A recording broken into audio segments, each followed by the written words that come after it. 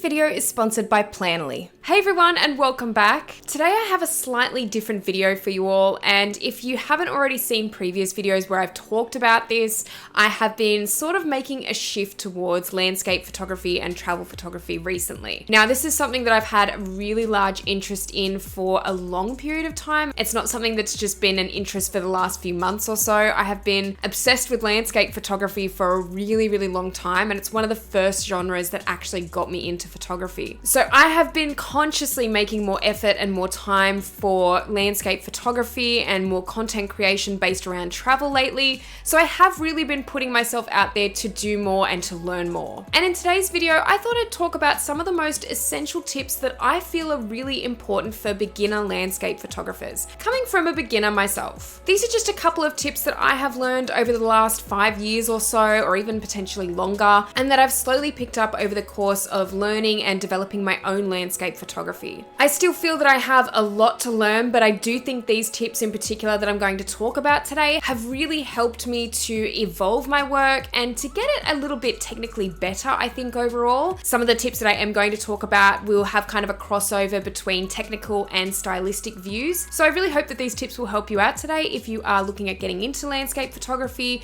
or you consider yourself a beginner. But for those of you who don't know me, my name is Kaylee June and I'm a beauty and fashion photographer based near Sydney, Australia. And I started this channel around 10 years ago now to talk about all things photography and retouching. And as I mentioned, I have been slowly shifting into the realm of travel and landscape photography a little bit more lately. So I wanted to start filming a few more videos based around those topics, and I hope you all enjoy this one. Before we get into it today, a quick word from this video's sponsor, Planoly. Planoly is an online social media content planner helping you to organize, schedule, and turn your passion into a paycheck. Planning a content calendar can feel overwhelming at times, but with Planoly, you can easily simplify the process. Each month, I use Planoly to schedule all of my landscape photography posts to my Kaylee Journeys Instagram account. Content scheduling is a breeze. All I have to do is add my tag groups, enter a caption, pick a time, and my content is ready for auto post. After having used Planoly for around 7 years now, I know that scheduling and posting my content is the easy part, allowing me to focus on all of the other aspects that come along with running a freelance business. Especially because using features such as the multi-channel workspace allow me to post to more than one social media account at once. Build a sustainable creative business in 2024 with Planoly. For 30% off all annual plans, simply use the code Kaylee30 and check out the link in the description box to learn more. Now, back to the video. So getting straight into it now, the first piece of advice that I'm going to mention is that if something doesn't look interesting enough, zoom in. This is actually a very general piece of advice that I learned a long time ago, and it was actually just in general for photography that if something in your frame doesn't really look that interesting, take a step forward or zoom in to see if that makes a difference. And I have applied this to portrait photography before, but I don't think it's a very obvious one that a lot of people apply to landscape photography, because I think for a lot of people when they're thinking of landscape photography, and a lot of beginners in particular think this way, you tend to think of wide landscape shots, using a wide angle lens, getting as much as you can in the frame. Sometimes though, when you're taking those kinds of shots, you will find that maybe it is lacking an element of interest. And I think on those occasions, that's when it's best to try and zoom in. Now, if you don't specifically have a zoom lens and you're just starting out, you can also get the same effect if you were to crop in post-processing. And cropping in, I find, is a really good thing to do and to experiment with when you're first starting out with any genre of photography, because it really helps you get an eye for composition and what you like. Sometimes you don't always have a lot of time to plan composition when you're actually on a shoot or when you're shooting landscapes, or if you're taking a photo of a situation where you have to be very quick. This is where cropping in later can really come in handy, and you can experiment a little bit more and have that bit more time to see what you like and see which kind of framing you like. But as I mentioned, the main point of this advice is to zoom in if you can, because you will find that there's a lot of interesting elements to a landscape photo if you just zoom in. As I also mentioned, it's not always the first thought on every landscape photographer's mind, which is why I think it's an important piece of advice to remember. And that you can also have shots of landscapes that are quite zoomed in, that show a lot more scale. That's personally one of my favorite things about landscape photography, is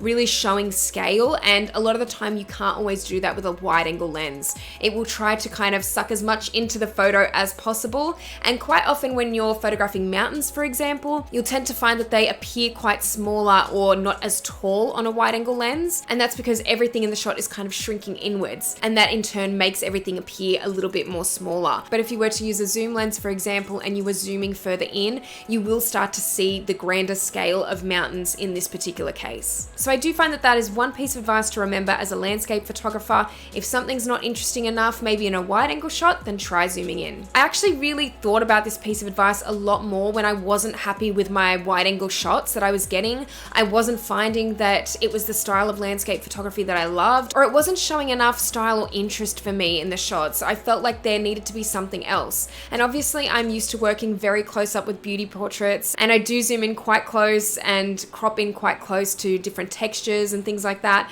And I think in some ways I'm very similar with how I like to view my landscape photography. I like to have that element as well of being a little bit zoomed in. The second piece of advice for beginner landscape photographers is to use bracketing. Now this is something that has saved my life now on many occasions, and I really wish I had started doing this a long time ago when I was first starting to experiment with landscapes. I feel that using bracketing is kind of essential for the most part, more so for those times where you've got a lot of contrast in your shots though, and especially in the middle of the day, if you're shooting around the middle of the day. And I know if you're an aspiring travel landscape photographer, you may not always get that perfect sunset. You may not always be able to be there for that perfect sunrise, or those times of day where the lighting is a lot more softer. So I definitely recommend bracketing for this reason. And what that essentially does is captures the same image several times at a different exposure. So usually I work with 3 exposures when I'm bracketing, but that can change. And I usually work with one overexposed shot and one underexposed shot. And then the third image is just the normal exposed image. So what this does is it really helps you retain as much detail in your shots as possible, because